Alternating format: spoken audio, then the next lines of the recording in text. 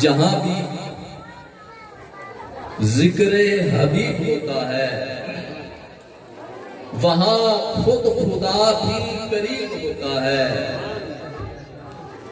اور میرے آقا کے در سے مانگنے والا کون کہتا ہے غریب ہوتا ہے؟ کیونکہ منگتے تو رہے مانگتے، کوئی شاہوں میں دکھا دو جس کو میری سرکار سے ٹکڑا نہ ملا ہو۔ مزسمین سلسلہ نعت خوانی اختتام پذیر ہویا ہوں میں صاحبزادہ والا شان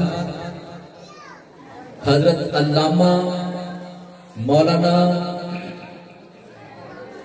پیر غلام فخر الدین صاحب فخر تگیری اتنے سے زیادہ نشین آستانہ عالیہ تگیرہ شریف میں حضور کو گزارش کروں گا کہ وہ تشریف لائیں اور اپنے آسن سے نورانی بیان علمی بیان اساں لوگاں دے دلاں نوں تفیض فرمان۔ حضور دے آمد تو پہلے ذرا زوردار استقبال نعرہ لگاؤ، نعرہ تکبیر، نعرہ رسالت، جشن میلاد مصطفیٰ، آستانہ عالیہ تگیرہ شریف۔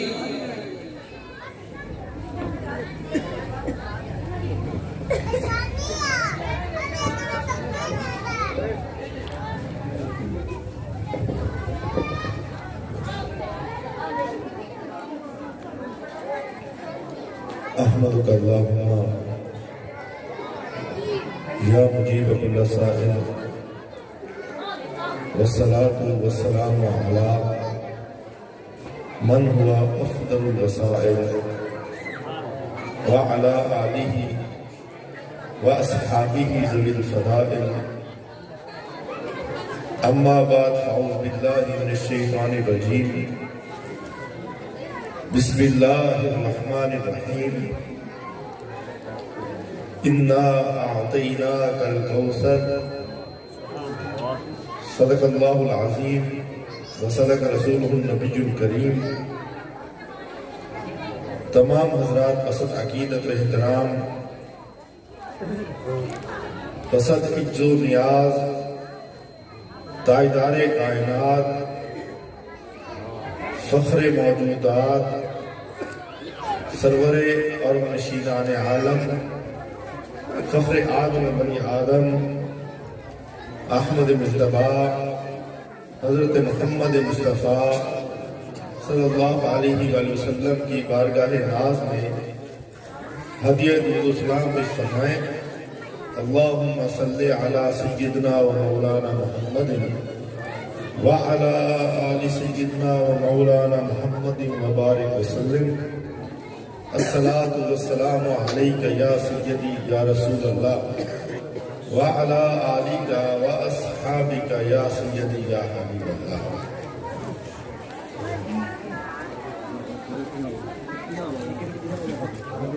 حضرات گرامی، ہمارے لیے باعث سعادت و خوشبختی ہے اور باعث صد اعزاز و اکرام ہے کہ آج ہم میلاد مصطفیٰ صلی اللہ علیہ وآلہ وسلم کی اس مجلس کے اندر حاضر ہیں۔ دعا ہے کہ خالق کائنات ہم سب کی حاضری کو شرف قبولیت عطا فرمائے، اور میزبان مجلس نے خوبصورت اہتمام کر کے آقا علیہ السلام کی ذات کے ساتھ اپنی محبت کا، عقیدت کا، پیار کا اور غلامانہ نسبت کا اظہار کیا ہے۔ خالق کائنات اس کو بھی شرف قبولیت عطا فرمائے۔ حضرات گرامی، بلا تمہید میں نے جو آیہ کریمہ آپ کے سامنے تلاوت کی، جو کہ قرآن مجید کی سب سے چھوٹی سورہ مبارکہ کی پہلی آیت کریمہ ہے، جس کے اندر خالق کائنات نے بغیر کسی واسطے، بغیر کسی وسیلے، بغیر کسی پردے، بغیر کسی حجاب کے اپنے محبوب صلی اللہ علیہ وآلہ وسلم کو مخاطب کر کے فرمایا اِنَّا أَعْطَيْنَاكَ الْكَوْثَرَ، محبوب ہم نے آپ کو خیر کثیر عطا فرمایا، محبوب ہم نے آپ کو کوثر عطا فرمایا، ہم نے آپ کو خیر کثیر عطا فرما دیا۔ باری تعالیٰ ہم جو تیرے محبوب کی امتی ہیں، ہم کیسے سمجھیں، کیا سمجھیں کہ خیر کثیر کہہ کر باری تعالیٰ تیری مراد کیا ہے؟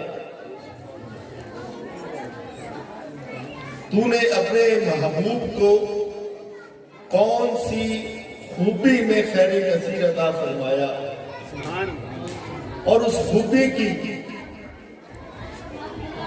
کس صفت میں تو نے خیر کثیر عطا فرمایا؟ محبوب یہاں تو نے صفت کا تو ذکر کر دیا کہ خیر کثیر عطا فرمایا، کسی شے کا زیادہ ہونا، وافر ہونا، لا تعداد ہونا، بے انتہا ہونا، یہ تو سمجھ آتا ہے، یہ تو سمجھ آتا ہے کہ کسی شے کا اتنا زیادہ ہونا کہ اس شے کو نہ شمار کیا جا سکے، نہ گنا جا سکے، نہ اس کا احاطہ کیا جا سکے، نہ اس کو جانچا جا سکے، نہ اس کو پرکھا جا سکے، جو کہ شے اتنی ہو، جو کہ لا محدود ہو۔ باری تعالیٰ اس صفت کی تو سمجھ آتی ہے کہ یہ تو نے صفت ذکر کی ہے، لیکن باری تعالیٰ تو نے اس کا موصوف ذکر نہیں کیا۔ اگر تو موصوف ذکر کرتے تو پھر ہمیں سمجھ آ جائے گی کہ تو نے اپنے محبوب کو فلاں ایک موصوف جو کہ خوبی ہے اس میں خیر کثیر عطا فرمایا ہے، کہ اپنے محبوب کو بہادر بنایا ہے، بہادر میں خیر کثیر عطا فرمایا ہے۔ تو نے اپنے محبوب کو جو علم عطا کیا ہے اس علم میں خیر کثیر عطا فرمایا ہے۔ تو نے جو اپنے محبوب کو جود و سخا عطا کی ہے اس میں خیر کثیر عطا فرمایا ہے۔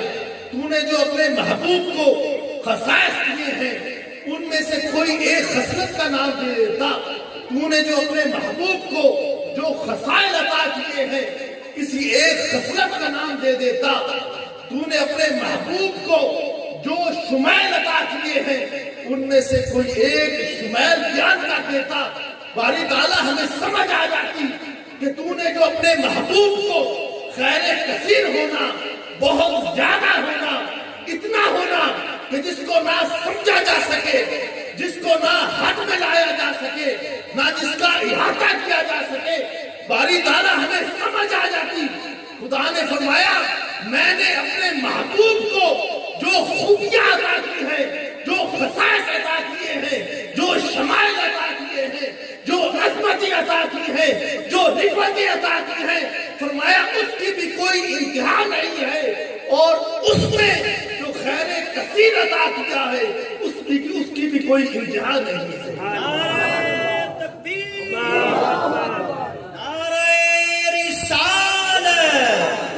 سیدی مرشدی غلام ہے، غلام ہے، نعرہ vermi. خدا فرماتا ہے میں نے اپنے سوا، بلکہ روایات میں آتا ہے نا کہ خالق کائنات نے فرمایا کہ محبوب میں نے تجھے اس لیے پیدا کیا تاکہ میں جانا جاؤں. اللہ رب العزت حدیث قدسی ہے کہ خود باری تعالیٰ نے فرمایا محبوب میں نے تجھے اس لیے پیدا کیا تاکہ میں جانا جاؤں، یعنی اپنی نسبت میں اپنے محبوب کی طرف کی. خدا فرماتا ہے محبوب جو میری خدائی ہے، جو کچھ میری خدائی میں موجود ہے، جو میرے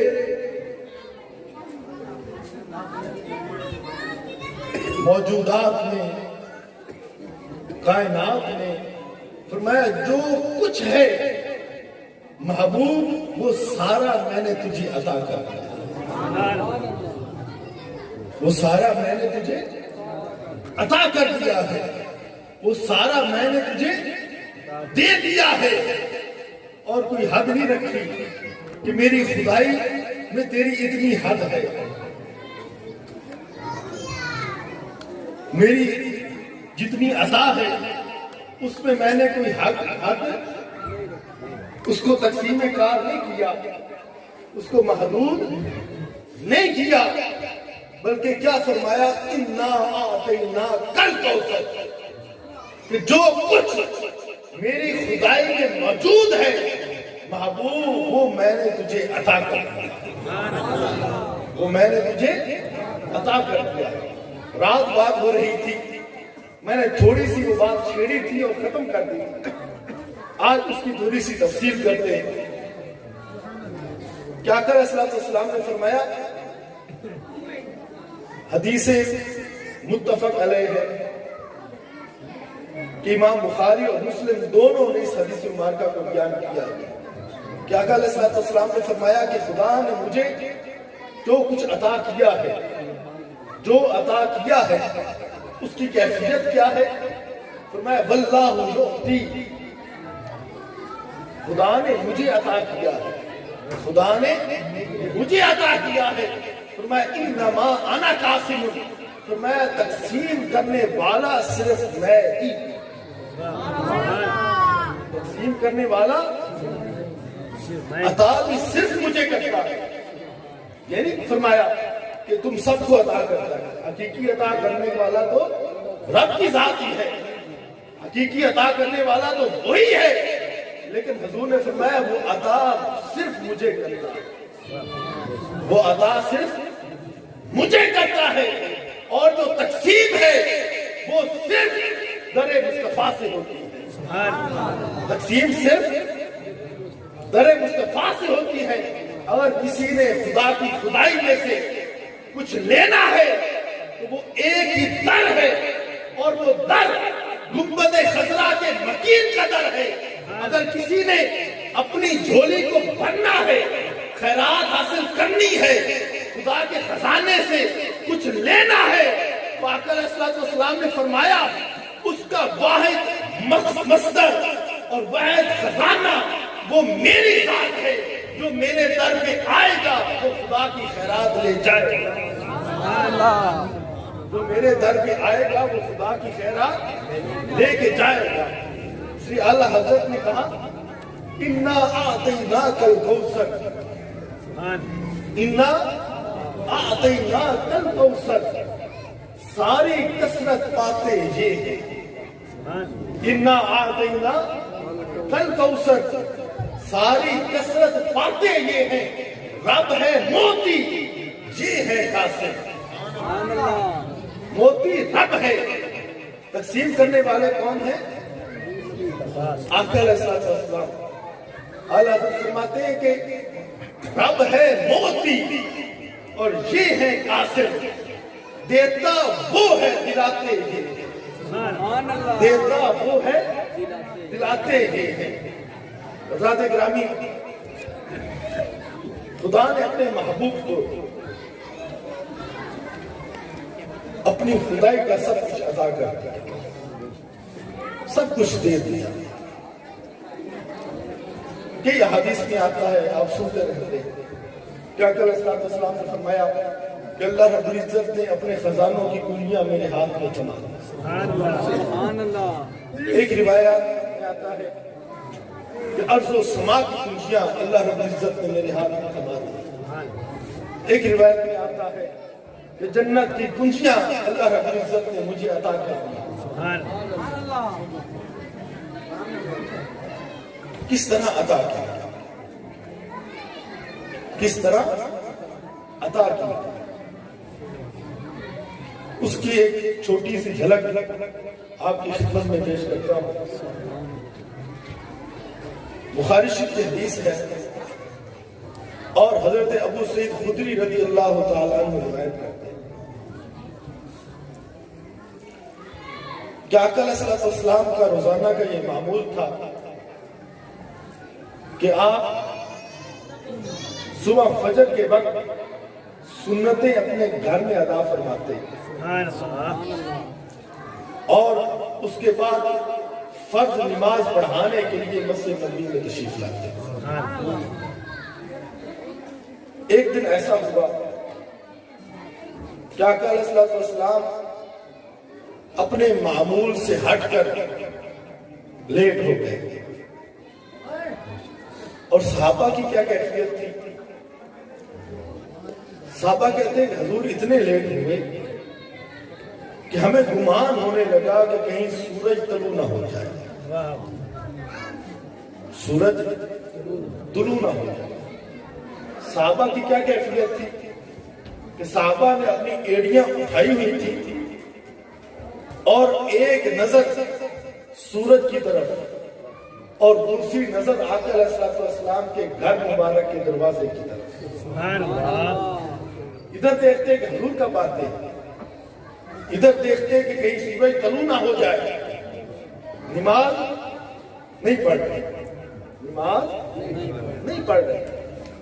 صحابہ کہتے ہیں کہ اچانک آقا علیہ الصلوۃ والسلام اپنے کاشیانہ اقدس سے نکلے، باہر نکلے، جلدی جلدی آئے، 2 رکعت فرض کی امامت کروائی، چھوٹی چھوٹی سورتیں تلاوت کی، سلام پھیرا اور سلام پھیرنے کے بعد فرمایا صحابہ بیٹھے رہو، آج میری بات کو سن کے جانا. سبحان اللہ. حضور منبر پر تشریف فرما ہوئے، سامنے صحابہ بیٹھے ہیں. حضور نے صحابہ سے سوال کیا، صحابہ بتاؤ آج میں دیر کے ساتھ کیوں آیا، آج میں لیٹ کیوں ہو گیا؟ تو صحابہ نے اپنے ہاتھوں کو جوڑا اور عرض کیا واللہ ورسولہ اعلم، کہ خدا اور اس کا رسول ہی بہتر جانتا ہے کہ آج آپ دیر کے ساتھ کیوں آئے. تو آقا علیہ الصلوۃ والسلام نے فرمایا صحابہ سنو، آج کوئی ایسی پرکیف گھڑیاں تھیں سبحان اللہ. کہ میں نے صبح تہجد کی نماز پڑھی اور نماز کے بعد میں بیٹھ گیا اور جب بیٹھا نا تو مجھ پر ایسی کیفیت طاری ہو گئی کہ بین النوم والجزع، کہ نہ میں سو رہا تھا نہ میں جاگ رہا تھا، نہ میں سو رہا تھا نہ میں جاگ رہا تھا. یعنی سونے اور جاگنے کی درمیانی کیفیت میں موجود تھا اور مجھ پر ایسی کیفیت طاری تھی. یہ نہیں کہا کہ میں اونگ رہا تھا. بعض لوگوں نے لا علمی میں آ کر اس حدیث مبارکہ کا ترجمہ کر دیا کہ آقا علیہ الصلوۃ والسلام کو اونگ آ گئی. حضور نے ایسا نہیں فرمایا. اونگ کے لیے عربی کی گرامر میں اور بہت سارے الفاظ موجود ہیں، بہت سارے الفاظ موجود ہیں، لیکن حضور نے فرمایا مجھ پر ایسی کیفیت طاری ہوئی، جیسی کیفیت کہ نہ میں جاگ رہا تھا نہ میں سو رہا تھا. فرمایا پھر اس کے بعد کیا ہوا؟ پھر اس کے بعد یہ ہوا اس کیفیت میں کہ بین النوم والجزع والی کیفیت میں حضور نے فرمایا کیا ہوا کہ آتانی ربی فی احسن صورت، آتانی ربی فی احسن صورت، کہ وہ میرا عرش والا رب، وہ خالق و مالک رب، وہ بڑی حسین اور سونی صورت کے اندر میرے پاس آیا۔ سبحان اللہ۔ حدیث کے الفاظ کیا ہے؟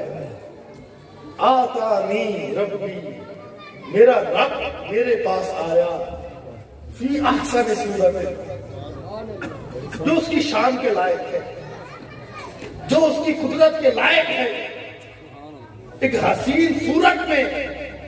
حضور فرماتے ہیں میرا رب میرے پاس آیا۔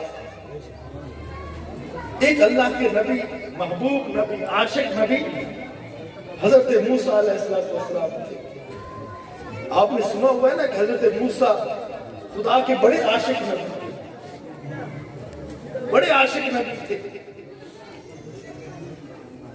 ان کی طبیعت میں ہر وقت بے چینی اور اضطراب رہتا تھا، خدا کے عشق میں تڑپتے رہتے تھے اور عرض کرتے تھے باری تعالیٰ میں تو صرف تیری ذات ساتھ محبت کرتا ہوں، تجھ سے پیار کرتا ہوں، میرا عشق اس کی ساری وجہ باری تعالیٰ تو ہے۔ عرض کیا باری تعالیٰ تیری بات سننا چاہتا ہوں، تیری آواز سننا چاہتا ہوں جو تیری شان کے لائق ہے۔ خدا نے کلام کرنا شروع کر دیا، خدا نے کلام کرنا شروع کر دیا۔ پھر ایک دن عرض کر بیٹھے رب ارنی انظر الیک، باری تعالیٰ تو مجھے اپنا آپ دکھا تاکہ میں تجھے دیکھ سکوں۔ یہ نہیں فرمایا کہ باری تعالیٰ میں تجھے دیکھنا چاہتا ہوں، یہ نہیں فرمایا۔ کیا فرمایا؟ رب ارنی، کہ تو مجھے اپنا آپ دکھا، کہ انظر الیک، تاکہ میری نظریں تجھ پر پڑ سکیں۔ اللہ رب العزت نے فرمایا موسیٰ لن ترانی، تو ہرگز مجھے نہیں دیکھ سکے گا، تو ہرگز مجھے، یہ نہیں فرمایا کہ تو دیکھ نہیں سکتا یا اب نہیں دیکھ سکتا، تو کل جب تیرے درجات میں مزید بلندی ہوگی، تو مزید عظمتوں کی طرف جائے گا، شانوں والا ہوگا، تو تو مجھے دیکھ سکے گا۔ ایسا نہیں فرمایا، میں لن ترانی، موسیٰ تو ہرگز ہرگز مجھے نہیں دیکھ سکے گا۔ لیکن وہ عاشق تھے، عاشق جب اپنے محبوب کی ذات میں کھویا ہوا ہو نا تو اسے بعض باتوں کی سمجھ نہیں آتی۔ ایسے نبی تھے، روتے رہے، رات بھی رونے میں، دن بھی رونے میں۔ اللہ رب العزت نے جب دیکھا کہ یہ میرا بڑا عاشق ہے، اس کو کچھ دکھاتا ہوں، اس کے بعد اسے پتا چلے گا کہ وہ مجھے دیکھ سکتا ہے یا نہیں دیکھ سکتا، تو میں موسیٰ اس طرح کر کہ جو نیک اچھی وادی ہے، برکت والی وادی ہے، جس وادی کا نام سینا ہے، اس میں آ، اور اس میں آگے پہلے 40 دن کا چلا کر، 40 دن کا چلا کر، اور اس کے بعد دیکھیں گے کہ تو میرا دیدار کر سکتا ہے یا نہیں کر سکتا۔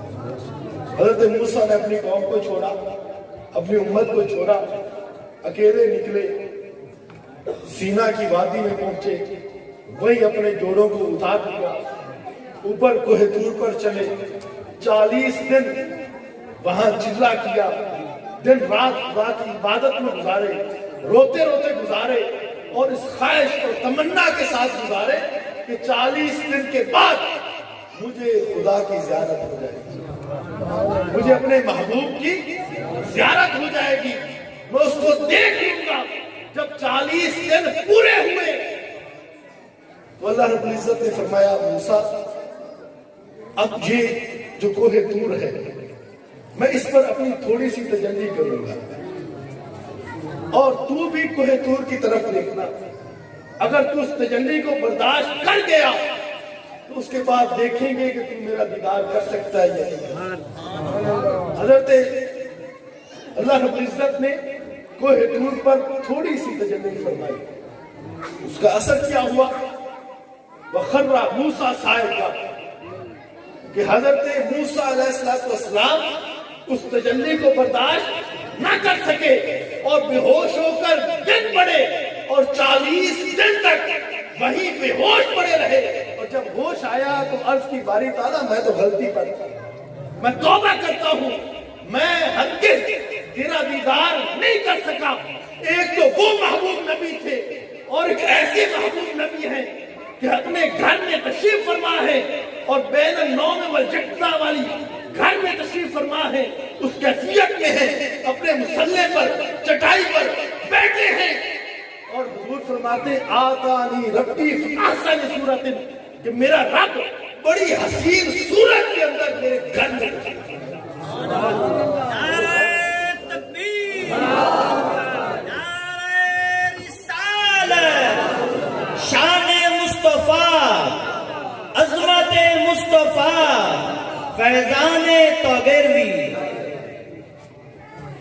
حضور فرماتے میرے رب نے مجھے پوچھا، مجھ سے پوچھا کہ محبوب بتا فیما یختصم مولا اعلیٰ، کہ جو میرے عرش کے فرشتے ہیں وہ کس بات پر آپس میں جھگڑ رہے ہیں۔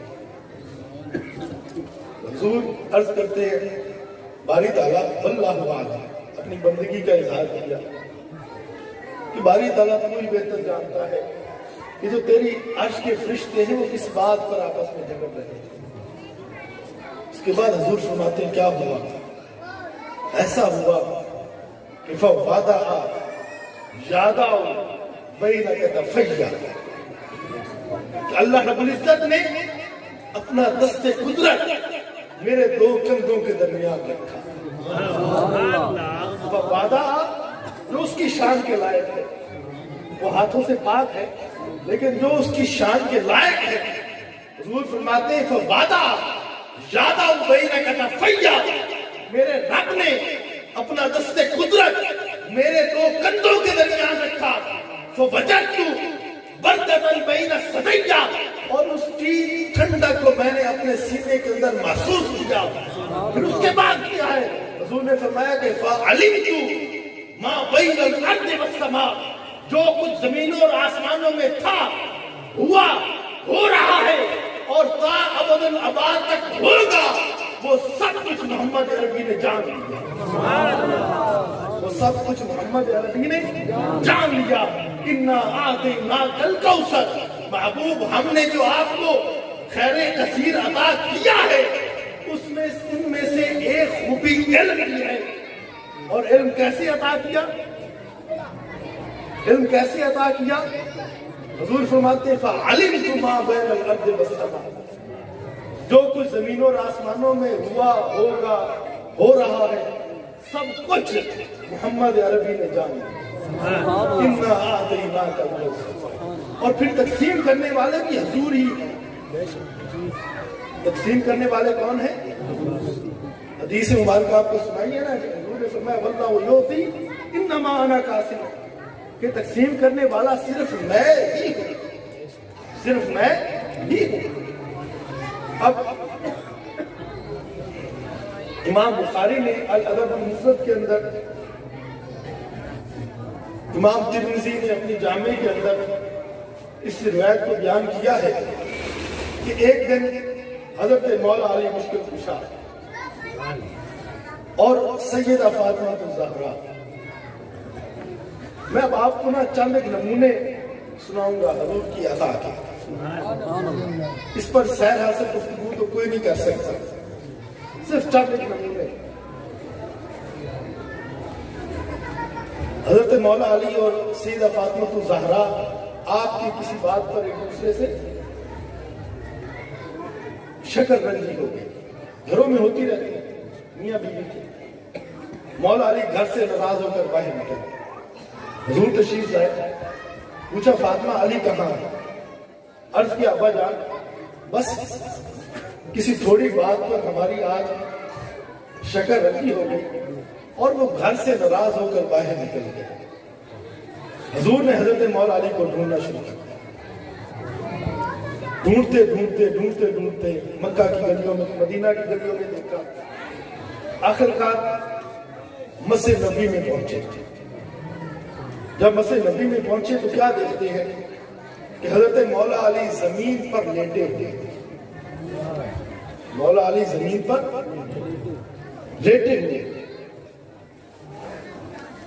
اور آپ کا پورا جسم مٹی کے ساتھ بھرا ہوا، پورا جسم مٹی کے ساتھ بھرا ہوا۔ اب آقا علیہ السلام نے کیا کیا؟ وہیں سے مٹی کی ایک مٹھی اٹھائی، پہلے عام مٹی تھی، لیکن جب حضور کی مٹھی میں آئی تو وہ عام مٹی نہ رہی۔ حضور نے وہ مٹی کی مٹھی حضرت مولا علی کے سینے پر لگائی اور فرمایا قم یا ابا تراب، اے مٹی کے باپ اٹھ جا۔ تو حضرت مولا علی فرماتے ہیں جب وہ مٹی مٹی تھی، لیکن جب حضور کے ہاتھوں میں آئی تو وہ مٹی مٹی نہ رہی بلکہ وہ اکسیر ہو گئی، اور ایسی اکسیر ہوئی کہ جب میرے سینے پر لگی فَعَلِمْتُ مَا بَيْنَ الْأَرْضِ وَالسَّمَاءِ، جو کچھ زمینوں اور آسمانوں میں تھا، ہے یا ہوگا، سب کچھ مولا علی نے جان لیا، سب کچھ مولا علی نے جان لیا۔ حضور نے اس طرح تقسیم فرمایا، حضور نے مختلف انداز سے حضور کی تقسیم فرمانے، مختلف انداز تھے۔ حضور کے خادم تھے، ان کا نام تھا ربیعہ بن کعب۔ ان کی ڈیوٹی تھی کہ وہ اکثر صبح فجر کے وقت آقا علیہ السلام کو وضو کروایا کرتے تھے۔ ایک دن حضور نے فرمایا ربیعہ کچھ مانگنا ہے مانگنا، آج میں عطا کروں، کچھ مانگنا ہے مانگ لے، آج میں عطا کروں گا۔ تو وہ کہتے ہیں نا کہ شب قدر تو آتی رہتی ہے، مانگنے کا سلیقہ بھی آنا چاہیے۔ دریائے رحمت جوش پر تھا، تو سوال پر جو مانگنا تھا وہ بھی آنا چاہیے۔ حضرت ربیعہ کہتے ہیں یا رسول اللہ صلی اللہ علیہ وسلم، اس دنیا میں تو آپ کی رفاقت مجھے ملی ہوئی ہے، آپ کی غلامی نصیب ہے، بس یہ چاہتا ہوں کل جنت میں بھی آپ کی رفاقت مل جائے۔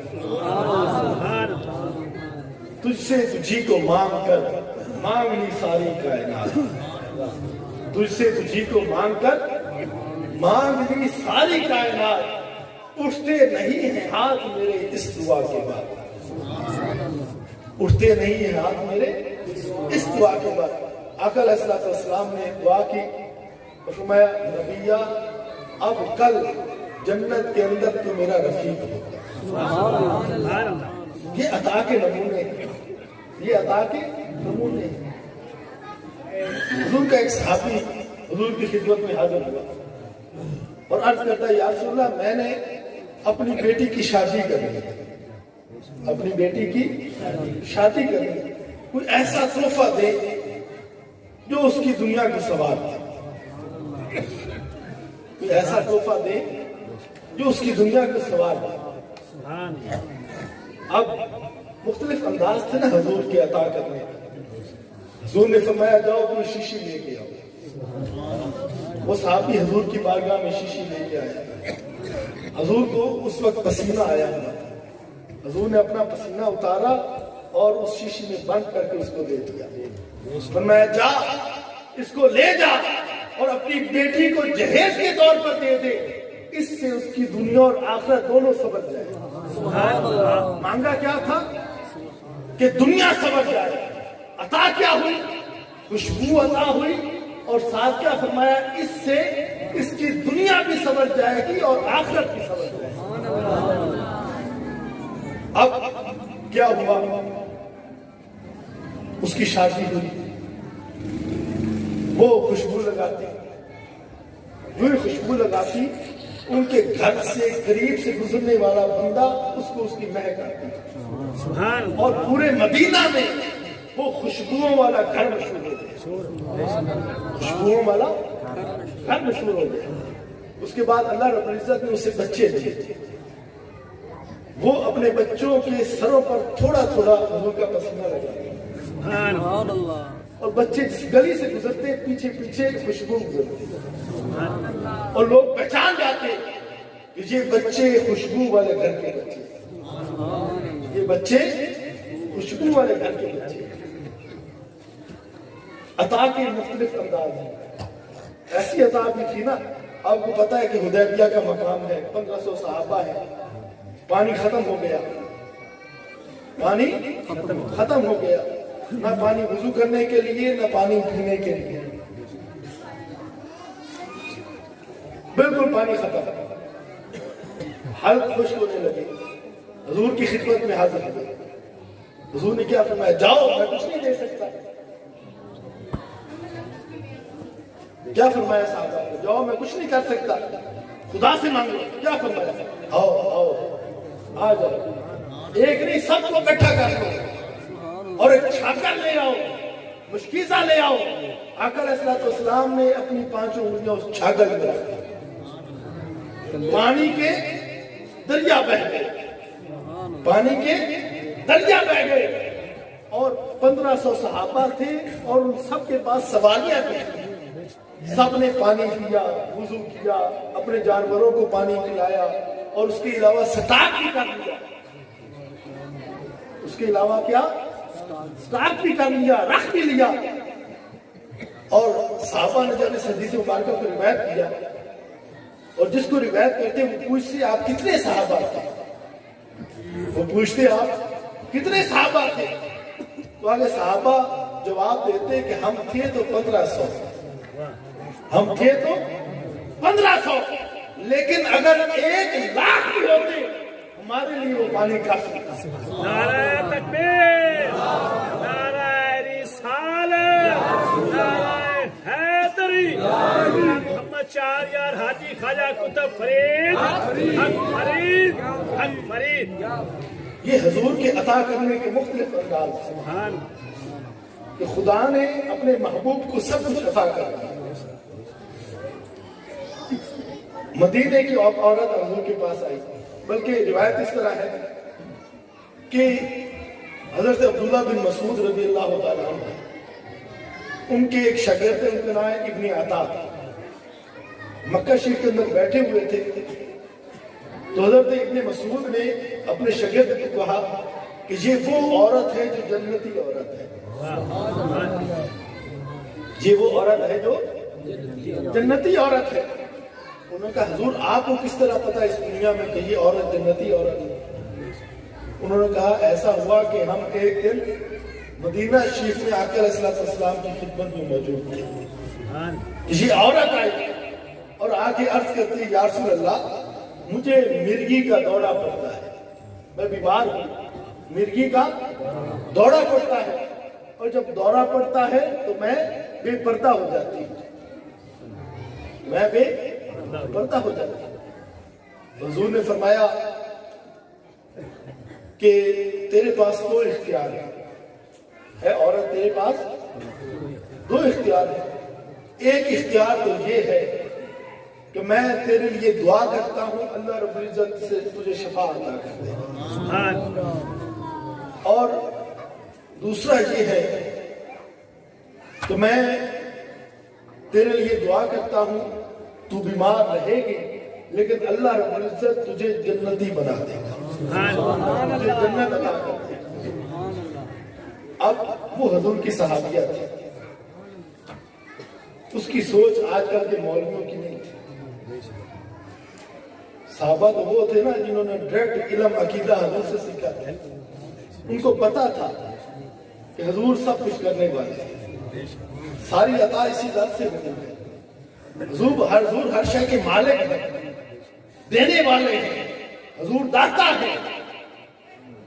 تو وہ مائی عرض کرتی ہے یا رسول اللہ میں آپ کے در پہ آئی ہوں, میں شفا بھی لے کے جاؤں گی اور جنت بھی لے کے جاؤں گی. یا رسول اللہ میں شفا بھی لے کے جاؤں گی اور جنت بھی لے کے جاؤں گی. حضور مسکرائے اور حضور نے فرمایا مائی اب میں دعا کرتا ہوں اللہ تجھے شفاعت بھی عطا کر دے گا اور تجھے جنت بھی عطا کر دے گا۔ میرے کریم سے گر قطرہ کسی نے مانگا، میرے کریم سے گر قطرہ کسی نے مانگا، دریا بہا دیے ہیں دبے بہا دیے۔ حضرت جعفر کہتے ہیں کہ مجھ پر ایک ایسا وقت تھا کہ میں بڑا مقروض ہو گیا، میں نے ایک کھجوروں کا باغ ٹھیکے پر لے لیا، ایک سال قرض اور بڑھ گیا، دوسرا سال آیا قرض اور بڑھ گیا، تیسرا سال آیا قرض اور بڑھ گیا، اور ساتھ ٹھیکہ بھی بڑھتا گیا، وہ بھی میرے سر آ لگا۔ انہوں نے کیا کیا؟ وہ کہتے ہیں کہ میں حضرت ابوبکر صدیق کے پاس گیا کہ ابوبکر میں تو بڑا پریشان ہوں، قرضہ اتارنے کے لیے میں نے باغ ٹھیکے پر لیا، قرضہ اتارنے کے لیے میں نے باغ ٹھیکے پر لیا، الٹا اس کا ٹھیکہ بھی میرے سر چڑھ گیا اور قرضہ بھی اسی طرح ہے۔ تو حضرت ابوبکر صدیق کو پتا تھا کہ حضور کی بارگاہ ہی ایسی بارگاہ ہے جہاں سے ہر شے عطا ہونے انا اعطیناک الکوثر کا مصداق حضور ہی کی ذات ہے۔ انہوں نے سمجھایا، بھیجا کہ جاؤ حضور کے پاس جاؤ۔ حضور نے فرمایا جعفر اس طرح کرنا کہ جس دن تمہاری کھجور باغ کی کھجوریں اترے اور ڈھیری لگے اس وقت مجھے بلا لینا۔ جب کھجوریں اتری، ڈھیری لگائی، آقا علیہ السلام کو بلایا اور حضور نے اس ڈھیری پر کھڑے ہو کر دعا کی۔ جب دعا کی تو حضرت جابر کہتے ہیں وہ کھجوریں جتنی تھی مجھے پتا ہے، لیکن میں بانٹتا گیا، میرا قرض بھی اتر گیا، میرا ٹھیکہ بھی اتر گیا، میرے گھر میں واپر ہو گئی۔ میں نے حضور کو بھی خدمت کے طور پر دی، حضرت ابوبکر صدیق کو بھی خدمت کے طور پر دی، لیکن جب دیکھا تو وہ کھجوروں کا ڈھیر اسی طرح پڑا ہوا، کھجوروں کا ڈھیر اسی طرح پڑا ہوا تھا۔ انا اعطیناک الکوثر، ساری کثرت پاتے یہ ہے، رب ہے موتی، یہ ہے قاصد، دیتا وہ ہے دلاتے یہ، دیتا وہ ہے دلاتے یہ۔ اب آپ کو تھوڑی بہت سمجھ لگتی ہے نا، حضور کے عطا کے مختلف انداز ہیں، کہیں علم عطا کر رہے ہیں، کہیں جنتیں بانٹ رہے ہیں، کہیں پانی بانٹ رہے ہیں، اور کہیں کھجوریں بانٹ رہے ہیں، قرض اتار رہے ہیں۔ یعنی خدا نے اپنے محبوب کو کسی ایک خوبی میں خیر کثیر عطا نہیں کیا، تو میں جو کچھ میری خدائی میں موجود ہے محمد عربی سب کچھ میں نے تجھے عطا کر دیا، سب کچھ میں نے تجھے عطا کر دیا ہے، اور عطا شان کے ساتھ کیا ہے کہ اب اس میں سے جو تو جس کو تو جتنا کچھ تھوڑا یا کم دینا چاہتا ہے اس کو عطا کر دے۔ سب کچھ دے رہا ہے محبوب، سب کچھ دے رہا ہے۔ محبوب بنایا ہی سارا کچھ تیرے لیے ہے، محبوب بنایا ہی سارا کچھ تیرے لیے ہے۔ انا اعطیناک الکوثر، محبوب ہم نے آپ کو خیر کثیر عطا کر، محبوب ہم نے آپ کو خیر کثیر عطا کر۔ دعا ہے کہ اللہ رب العزت ہماری قسمت میں بھی اس خیر کثیر میں سے حضر بافر ہمیں بھی توفیق بخشے کہ ہم لے سکیں، ہماری نصیب میں بھی جائے، اور آقا علیہ السلام کی ہمیں محبت نصیب ہو، حضور کا پیار نصیب ہو، صحیح عقیدہ نصیب ہو، قبر میں حضور کی زیارت نصیب ہو، اور بروز حشر آقا علیہ السلام کی شفاعت نصیب ہو۔ وآخر دعوانا ان الحمد للہ۔